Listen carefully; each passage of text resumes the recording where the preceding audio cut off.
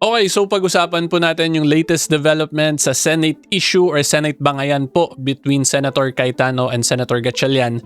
Kasi kahapon po, June 10, 2026 ay binasura po ng Supreme Court yung petition ng isang teacher kung saan ang objective sana niya ay i-declare as valid yung pag-elect kay Senator Gatchalian as the Senate President pro tempore at yung pag-further designate sa kanya as acting Senate President. Okay, so for today po, explain ko unang-una kung ano ba talaga ibig sabihin ng Supreme Court decision na yon, kung whether or not dahil ba sa dismissal ay ibig sabihin mali talaga yung pag-elect kay Senator Gatchalian. And then explain ko din po kung whether or not kapit tuko po ba talaga si Senator Cayetano sa Senate presidency, kasi medyo natawa lang po ako dun sa kapit tuko na tinatawag sa kanya. And then magdi-discuss din po tayo about sa Senate rules versus constitutional provisions and some matters din po tungkol sa tinatawag na doctrine of necessary implication, kasi applicable po yun or related po yun dun sa pag-declare po ng all seats vacant na ginawa po ng 12 senators at nag-proceed po sila ng election ng Senate President pro tempore. Okay, so good day po to all of you my fellow taong bayan, at yan po ang video natin for today.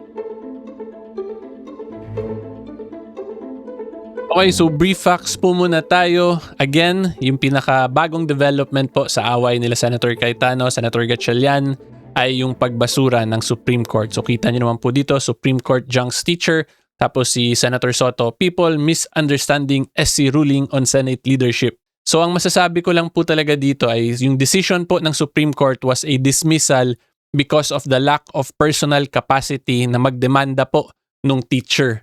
Kasi yung layunin nga niya ipa-declare as valid yung election ni Senator Gatchalian, hindi naman daw siya affected doon directly kasi third party po siya. It is an issue between the senators po kasi. So in very simple terms, dapat senators din yung nag-file ng petition. Yun yung pinaka-essence or spirit po talaga ng Supreme Court decision na yun. So in cases po kasi ang kailangan talaga natin matandaan dyan ay hindi po kasi pwede na kung sino-sino lang ang mag-file ng case, kasi yung general rule po talaga dyan ay dapat mapakita mo na affected ka or may karapatan kang nalalabag because of the actions of certain individuals. So dito po, since Senate leadership issue, again, the proper persons to have filed the case should have been the senators themselves. Okay, so binanggit ko po, general rule, meron naman po yung exceptions, pero dinismiss pa rin ng Supreme Court. So ang ibig sabihin yan, hindi na-explain ng maayos ang teacher yung exception. So the general rule na kahit third party siya ay pwede dapat siya mag-file ng kaso. Okay, pero ang isa pa po na maganda rin ma-take note nyo dito ay yung decision nga po ng Supreme Court is just dismissing because of lack of personality. Ibig sabihin po nun, hindi naman sinabi na mali talaga yung pag-elect kay Senator Gatchalian. Pero hindi din po sinabi ng Supreme Court na tama din yung pag-elect kay Senator Gatchalian. So in very simple terms po, ay parang nasa hanging pa rin po tayong taong bayan kung ano ba talaga yung status. So this is somewhat similar po yung nangyari dun sa TRO petition ni Senator Bato. Kasi dininay yung TRO ni Senator Bato, pero hindi naman po sinabi ng Supreme Court na valid talaga yung ICC warrant. Tapos hindi rin po sinabi ng Supreme Court kung pwede ba talaga o hindi arestuhin si Senator Bato via that ICC warrant na hindi pa nga rin nila dineclare as valid. So parang ganun po yun, may issue na in-address pero yung main substance or main issue ay hindi pa po talaga napag-usapan or na-desisyonan ng Supreme Court. Okay, so yung maganda lang po natandaan natin dito, since wala pong Supreme Court decision, ay depende na lang po talaga yan sa atin, the taong bayan, sa government offices, kung sino po ang i-recognize natin among the two senators natin who are claiming the Senate presidency. Okay, so ngayon po, pag-usapan na natin yung kapituko, quote-unquote kapituko na tawag kay Senator Cayetano. So yung issue lang po dito is whether or not may legal basis po ba talaga si Senator Cayetano to claim na siya pa rin yung Senate President. Okay, so for that po, titingnan muna natin yung Constitution, pati internal rules, yung rules of the Senate po. Tapos magbibigay na lang din ako ng mga observations sa mga political commentaries or remarks from numerous individuals in relation dun sa claim po ni Senator Cayetano as Senate President. Okay, so for that po, yung relevant constitutional provision natin is Section 16.1, Article 6 of the 1987 Constitution. So nakailang discuss na po ako dito pero makinig pa rin po kayo kasi may iba akong explain pa further, which is yung doctrine of necessary implication nga.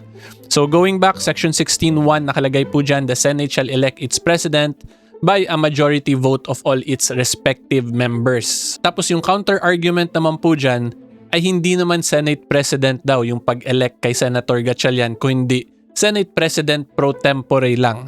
Okay, so tama naman po yung ganung argument, pero yung tatandaan po kasi natin dun, before po magkaroon ng election of officers, may it be for the Senate presidency or for the Senate President pro tempore, meron po muna yung motion to declare all seats vacant. So ngayon, since election of officers po yung ginawa nung Gatchalian block, ang kailangan naman natin tingnan ngayon is the internal rules of the Senate in relation muna sa quorum requirements pag election po ang pinapag-usapan. Okay, so for that, we are back po sa Senate rules. So kung makita nyo naman po dito, this is the 2026 edition, and then nasa Rule XV po tayo for the quorum, which is this one, so page 47. Okay, so kita nyo naman po, Rule XV or in normal numbers, Rule 15, Quorum, Section 44. Ang nakalagay dito, except during the election of officers as provided in Section 2, a majority vote of the senators shall constitute a quorum. Pag election of officers po ang pinapag-usapan, yung quorum requirement ay hindi lang itong majority of the senators, kundi majority of the Senate membership or the number 24.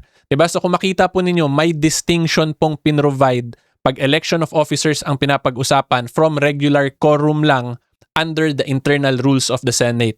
So ito pong section 2, ipakita ko lang din po sa inyo para mas maintindihan ninyo, pero I have discussed this already numerous times. Diba? So ito po, Rule 2, Section 2 of officers. The officers of the Senate shall be elected by the majority vote of all its members. So kung makita po nyo dito, since majority vote of all its members ang required pag officers of the Senate ang pinapag-usapan, which includes po yung Senate President pro tempore, edi hindi naman po pwede yun na pag i-declare mo as vacant yung seats na to ay less than the majority vote of all its members. Kasi it will go against the very rule po ng Senate, and it is illogical kasi nagkabuhol-buhol na in that situation. Diba? Kasi again, pag election pinapag-usapan, majority vote of all its members. Therefore, simple logic would dictate na pag majority vote sa election, edi syempre pag quorum, which is the requirement po bago magkaroon nitong majority vote na botohan, edi dapat majority of all members din ng senators yung required ng quorum for election of officers purposes. Diba? So nakita po niyo dun sa Rule 15, Section 44, yung rule po na yon ay sinundan lang itong majority vote of all its members requirement. Because again, it is very illogical na ang required mo to elect officers majority vote of all its members tapos sa quorum less than the majority vote of all its members requirement. Diba? So medyo illogical naman po yun at magulo kung iba yung quorum from the majority vote requirement pag election of officers. Okay, so ngayon ang counter-argument naman dito ang sinasabi, internal rules lang naman daw to ng Senate at hindi naman daw nakalagay na ganun yung quorum requirement pag election of officers. So in simple terms, hindi naman daw ganun ka-important talaga yung Senate rules or pwede lang yan siya isuspend ng senators kung gusto nila. So break lang po muna tayo mga kataong bayan Seymour kasi gusto ko lang po pasalamatan kayong lahat. We have recently crossed po 450,000 subscribers sa YouTube. Currently 456 na po. Maraming salamat po sa suporta. Sa mga hindi pa po nag-subscribe, hopefully you can consider subscribing kasi libre po yung YouTube subscription ko. And then kung gusto nyo naman po ng behind the scenes /Maritesan, sa Facebook naman po kayo mag-follow. Okay, so yan lang po. Again, maraming salamat po sa suporta. Ngayon po, tuloy tayo sa discussion. Okay, so for that po, ang masasabi ko lang dyan or ang ma-discuss ko po is the Bagilat case versus Alvarez and yung minority group. So again, this is the case po involving me during my time in Congress when I was part of the minority. So dito po kasi sa internal rules ng House of Representatives, may nakalagay doon na the minority must elect a minority leader among themselves. Tapos yung grupo naman po nila Congressman Bagilat, they were insisting na dapat sila yung ma-declare as minority tapos siya yung minority leader kasi sila yung second place sa botohan. So ang ginawa po ng Supreme Court dito, kami po yung pinaboran kasi mas malakas daw po yung internal rule ng Congress versus a parliamentary practice. So yung pinaka-point po ng decision dito na gusto ko po maintindihan nyo in relation sa case ng Senator Cayetano is that yung mga internal rules ng Senate po, once enacted yan, once published, ay dapat po talaga yan sundin ng senators because that actually has the same effect of law although internal rule siya ng Senate. 'Di ba? Mahirap naman po 'yun na baguhin lang nila or isuspend lang nila at their own initiative or at their own instance kung gugustuhin po ng Senado. That can lead po to an unreasonable situation kung saan at their own convenience i-adjust na lang nila yung rules para lang pumasok sa agenda nila. And we also have to remember po yung rulemaking power ng Congress. Although yung internal rule nga hindi siya a constitutional provision, pero yung rulemaking power po that emanates from the Constitution. Section 16 number 3 of Article 6 po yan. Ito, each house may determine the rules of its proceedings. So in other words, yung internal rules po ng Senate, ang foundation po niyan or yung pinagmulan ay isang constitutional provision. So as long as yung internal rule na yon does not violate any constitutional provision, edi valid and binding po yun sa mga senators kasi again, galing po yan sa Constitution mismo yung power nila para gawin yung internal rules na yan. And then pangalawa po, nakikita ko na pwede naman daw isuspend yan ng senators at any time. Ang masasabi ko lang po dyan, if you actually watch the Senate session po nila nung June 3, hindi nila sinuspend yung rules. They simply declared na may quorum, they declared all seats vacant, tapos they proceeded with an election of Senate President pro tempore. Diba? So wala silang suspension ginawa. So pag walang suspension ginawa sa plenary, edi yung full set of rules na yun is valid and binding to all of them. So like what I've showed you, unang-una pag declaration po ng quorum for election of officers, kailangan majority vote of all its members yon in accordance with Rule 2, Section 2 of the Senate Rules. Tapos kahit na internal rules nga lang po yan, that emanates from the Constitution which is Section 16 number 3 of Article 6 ng 1987 Constitution. So in very simple terms, yung internal rules ay dapat po sundin ng mga senador at hindi basta-basta lang na i-adjust at their own convenience. Okay, yan po yung pinaka-point talaga itong ine-explain ko sa inyo. Okay, so ngayon po pag-usapan naman natin yung mga nakikita kong legal issue na sinasabi na since yung majority vote of all its respective members requirement is for election purposes, therefore pag declaration of all seats vacant daw po, ay hindi naman kailangan itong requirement na to.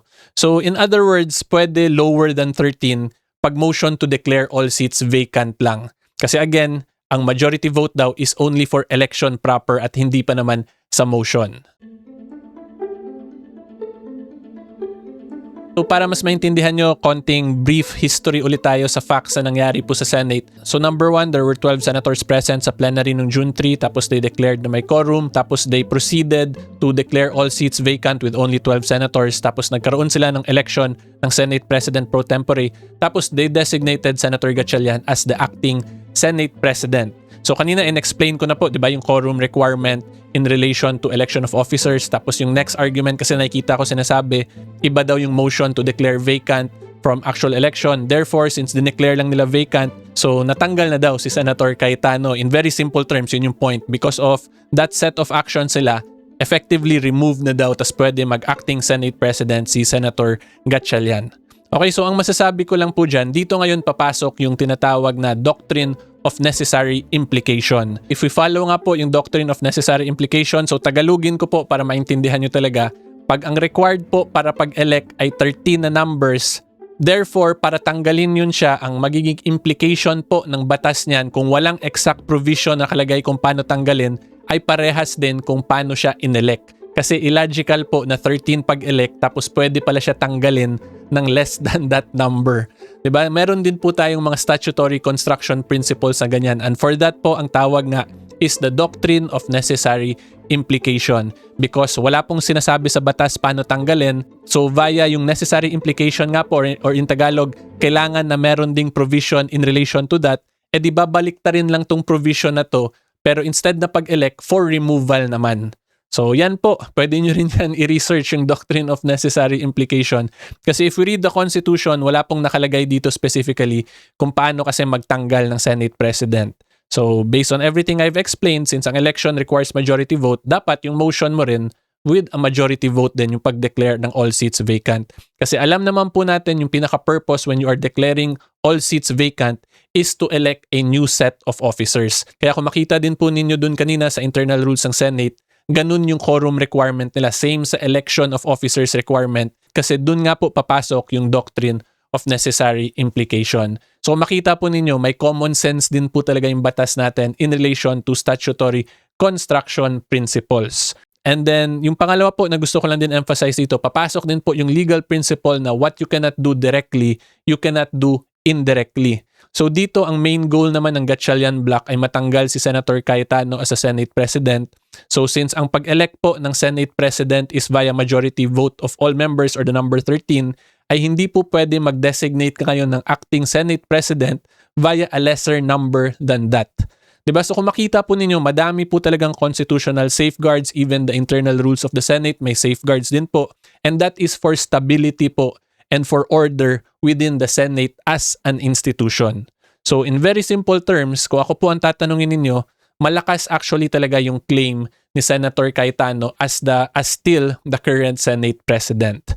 Okay, at kung titingnan din po natin actually yung mga critics niya, he is also being challenged to actually resign, diba, or vacate his office. So yung mga ganong statements actually shows na even other political opponents niya still identifies him, although impliedly lang po na siya pa rin yung Senate President. Kasi bakit naman siya ipaparesign kung hindi na pala siya Senate President? Diba? So yan po yung mga legal and political side as to this issue. Okay, so ngayon ang next question na lang natin, kung malakas pala yung claim ni Senator Cayetano sa Senate Presidency, bakit hindi siya nire-recognize ng Senate as an institution plus the other government offices like the Office of the President? So dyan po natin makikita ngayon yung political matters na at play in relation with the principle of presumption of regularity. So una po yung kailangan talaga natin maintindihan dito, naging part kasi ng records ng Senate yung ginawa ng Gatchalian Block. Although kung ako nga po tatanungin ninyo, questionable yun siya based on everything I explained in this video and in past videos. Pero since it became a government action, therefore it can already be argued na pumapasok na nga po yung principle of presumption of regularity. Tapos diba tinatawag po ni Senator Cayetano na Senate of the Malacanang daw sila Senator Gatchalian. So doon na natin makita yung politics nga po. So if the Malacanang believes na there is a presumption of regularity, tapos tingin nila mas madaling ka-work with yung Gatchalian Block, edi syempre i-recognize talaga nila yon yung presumption of regularity. So overall, makikita po natin na malaki din talaga yung problema ni Senator Cayetano kasi kahit na po malakas yung claim niya sa Senate Presidency, kung hindi po siya nire-recognize ng Senate and other government institutions, that is a very big battle po to his Senate leadership. Kasi at the end of the day, magkaiba po kasi yung educational discussion lang, theoretical itong ginagawa natin from the reality of things, diba? Kasi pag nasa ground level na po talaga yan, ay madami ng variables or circumstances at play. And that is mainly po because of politics and political affiliations. And then isa pa po na gusto ko lang din ma-discuss, currently po yung balita, diba, laging sinasabi na magiging 13 na daw yung group nila Senator Gatchalian. So kung maging 13 na yon, hindi na po nila kailangan pumunta sa Supreme Court, although again, questionable yung leadership kasi pwede naman po nila ma-remedy tapos mag-proceed po sila to another election of Senate officers. So in simple terms, papasok po yung principle na moot and academic na because of succeeding events ay yung mga past issues ay parang na-resolve na rin. So dito po makita nga natin na iba talaga yung educational theory discussions lang from reality. So ang maganda na lang po dito, this can serve as a reminder po para sa atin. Kasi at least makita natin in a way kung sino ba yung mas mukhang good boy. Tawagin na lang natin quote-unquote good boy or quote-unquote bad boy in relation to constitutional and legal issues. Tapos yung good boy or bad boy image na yan ay hopefully po makatulong sa atin in the next set of elections or by choosing and supporting yung mga leaders na tingin nating good boy nga talaga. Okay, so yan lang po ang masasabi ko as to this issue. Hopefully klaro po yan. If you like more legal videos and current events, subscribe lang po kayo sa channel ko. And until next time, see you all po. Bye-bye!